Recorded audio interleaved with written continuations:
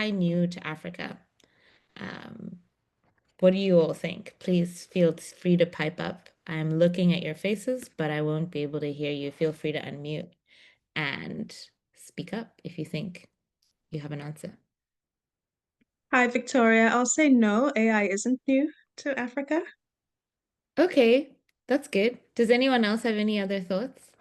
Like, for example, how old is it to Africa if it's not new? It's like a few years old. It's not like that old, but it's been around for a bit. Jaden, thank you. How long is a bit? Do you have like a timeline for when you think AI arrived in Africa?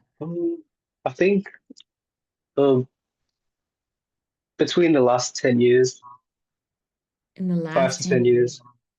Okay, perfect. Well, yeah, let's just sit here for a bit. I don't know if you know that AI has actually been here since pretty close to the turn of the century, close to the 2000s. When computers arrived, courses started popping up on the continent. And as such, we have experts like Vukosi Marivate, who is one of the co-founders of Lelapa AI and the co-founders of Masakane, which is a big community of African natural language processing, AI, and machine learning engineers, and an extended community of startups and people who are working in that space.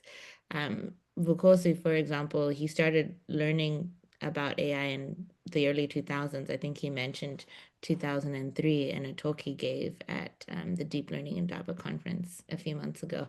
So AI is not as new to Africa as it may seem. We may have started talking about it in the mainstream, but for many people, it's been as new to Africa as it is to every other place which got computers.